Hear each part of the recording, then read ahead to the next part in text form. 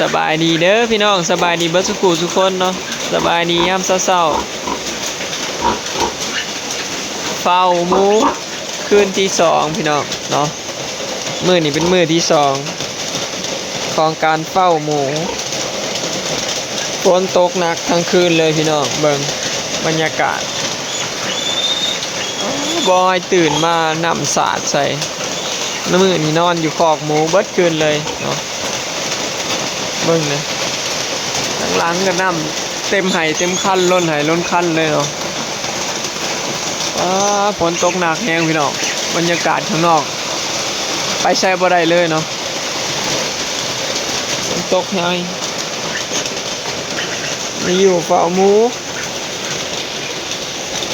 อยู่เฝ้าหมูเบิดคืนนอนอยู่นี่เลยพี่น้องนอนอยู่คอกหมูเลย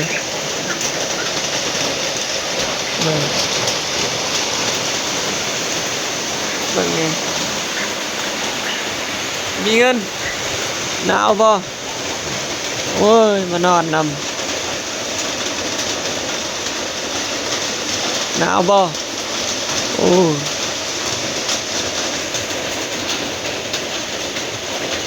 หนาวแห้งบ่เงินหันแล้วอยากออกมานำโอ้ยนอนตื่นมาว่าคดกล่องจ่องน้ำสาดมาเปียกเบิดเนาะนางเงินกับนางหอมเลย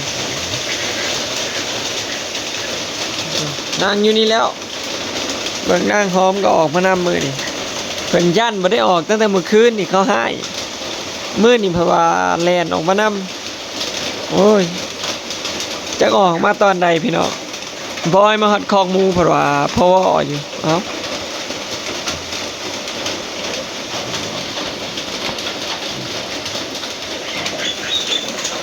นี่บ่คนเฝ้าหมูนะเอ้ยคือแต่หนาวสู้บาดน้ำสาดเข้ามาพี่น้องฝนตกหนักน้ำสาดเข้ามาเลยอยู่คอกหมูเสียงกันจนแหบพี่น้องมื้อที่2มามื้อนี้เสียงแหบเลย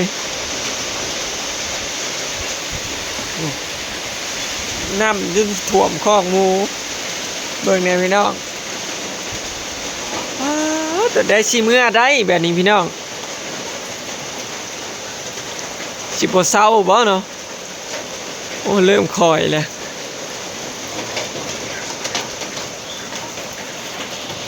ฝนตกหนักแห้งพี่น้อง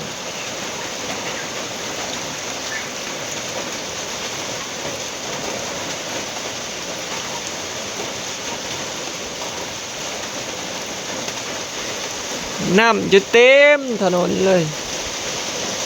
น้ำไหลหลัดหนทางเลยเนาะโคตรโธ่บอยนอนอยู่กับจนเปียกพี่น้องน้ำสาดเขาจนหัวมือ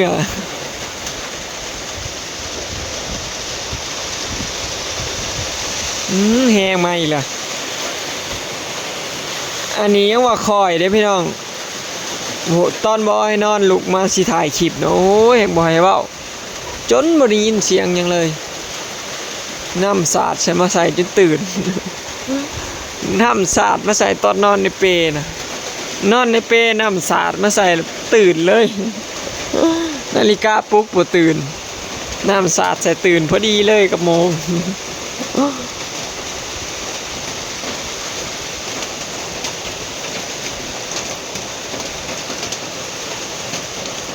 มื้อนี้เป็นมื้อที่2เนาะของการเฝ้าหมูพังเบิ่งมื้อแรงพี่น้องกันสิได้นอนเนาะบางเทื่อก็บ่ได้นอนดอก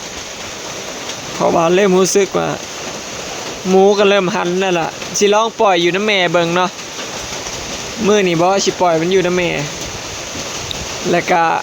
สังเกตเอาเนาะคันว่ามันหันก็ปล่อยอยู่น้ำแม่เลยคันบ่หันก็สิได้เฝ้าคือเก่าพี่น้องมื้อนี้เนาะ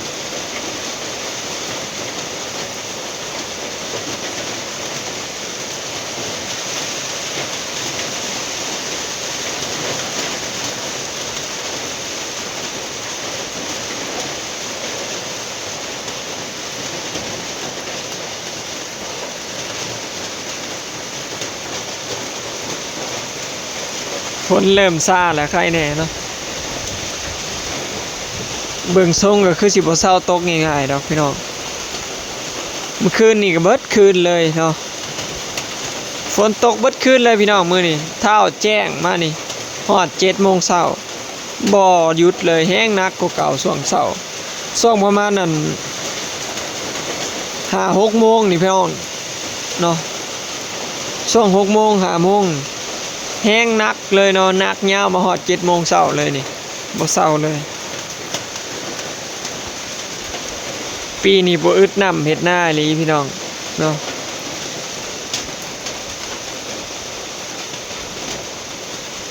ปีนี้บ่อึดน้ำดำนาเนาะสบายปีนี้บ่ร้อนแดดพร้อมกันแล้วนี่คือสิตกคือสิได้ดำนาแข่งฝนอยู่ขนาดนี้น้ำก็เต็มไหเต็มคันคักไปอย่างพี่น้องใกล้สิฮอดมือดำนาแล้วล่ะเนาะบ่เฮิง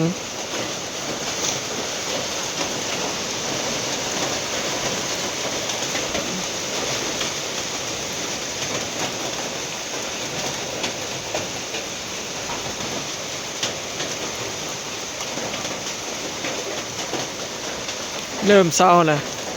เริ่มลิ้นแล้ว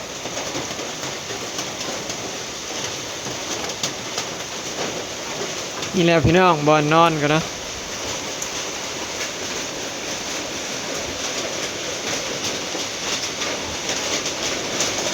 คืนฝนตกตั้งก็เอาห้ามมานั่งเลย ห้ามมานั่งเฝ้าหมูแล้วก็นอนเปรพี่น้องเบิ่งนะพวกเด็กๆ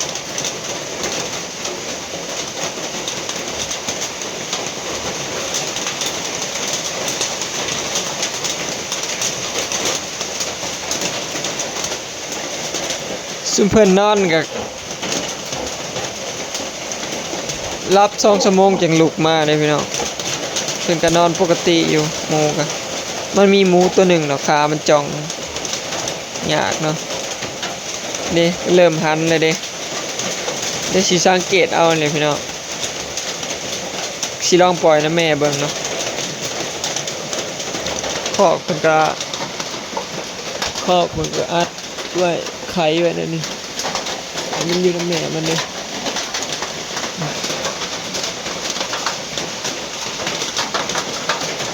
น้ำย่อยใส่คอกหมูหน่อย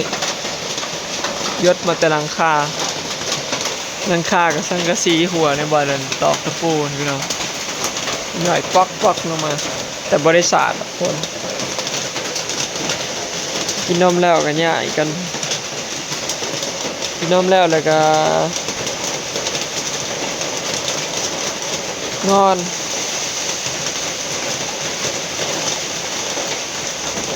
เดี๋ยวเพิ่นบ่ได้กินนมแล้วเพิ่นนอนพี่น้องเดี๋ยวจังหน่อยเพิ่นก็ลุกมาเลยเปลี่ยนคิวกันเขา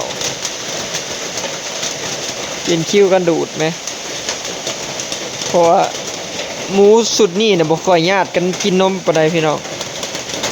มันญาติน้อยหนึ่งบ่ได้กินแล้วมันกันไปนอนเลยมีแต่นอนหมูสุดนี่หมูสุดก่อนโอ้ยพี่น้องมันญาติกันจะบ่ได้กินนมพุ่นแล้วสุดนี่เพราะมีแต่นอนคือตายนี่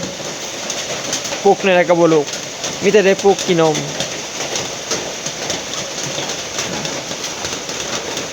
เริ่มญาติเป็น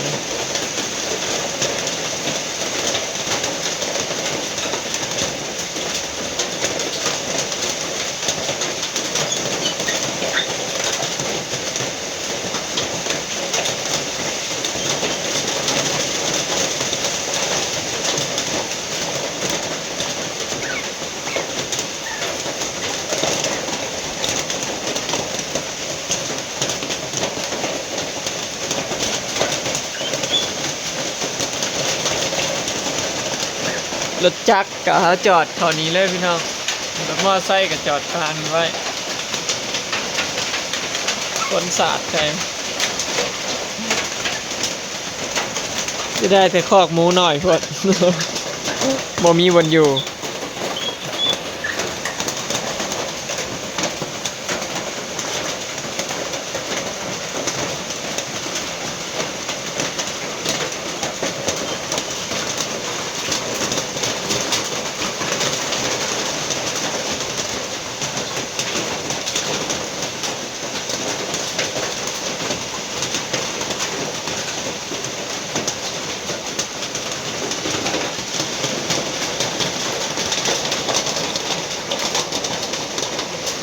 มือนี่สิปะให้อยู่น้ำแม่แล้วพี่น้องลองเบิ่งแล้วก็สิเฝ้าเอาฟังเสียงเอาถ้าแม่ทับแม่เหยียบก็สิค้างไว้ นอนเฝ้ากันต่อ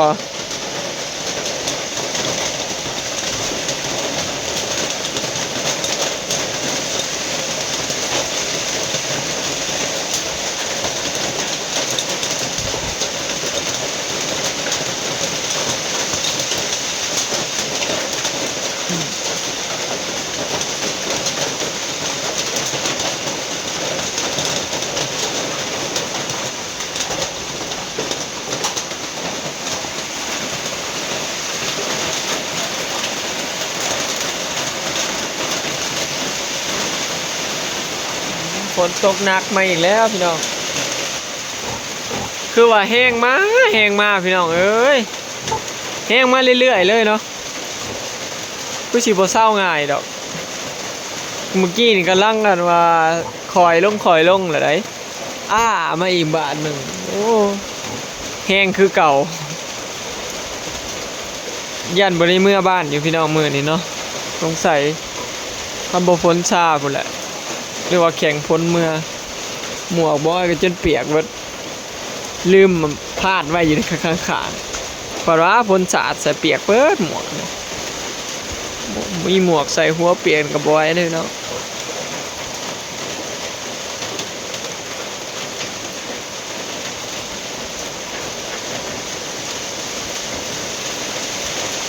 แห้งมาอีกแล้วโอ้สุดยอดเลยมือนี่นี่แหละพี่น้องยากแล้วนี่แหละหมูได้ลูกยามฝนเนี่ยยากเรื่องเปียกเปื้อนกับบ่พ่อแล้วหมูกับบ่สบายง่ายเลยถึงไอฝนอากาศหนาว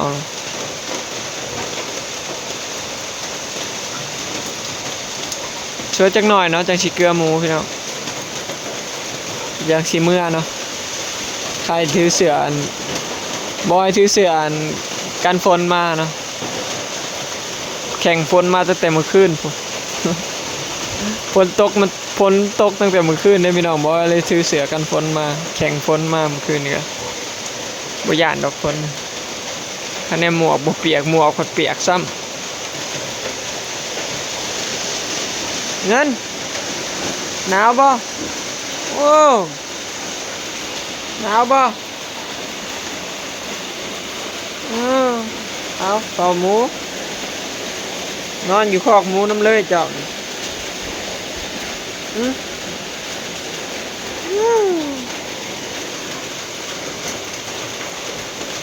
เดี๋ยวชิเมื่อหาลิตรเด้อพี่น้องเนาะเดี๋ยวเกลือหมูจังหน่อยเดี๋ยวฝนซาจังหน่อยชิเมื่อเนาะโอเคเนาะพี่น้องคลิปนี้ก็สิได้จบไว้สำนี้เด้อเนาะอย่างไรก็ฝากเป็นกำลังใจให้เด้อเนาะพี่น้องเนาะไปแล้วสบายดีฝนตกหนักเลยพี่น้องเหมือนท่านในเมื่อ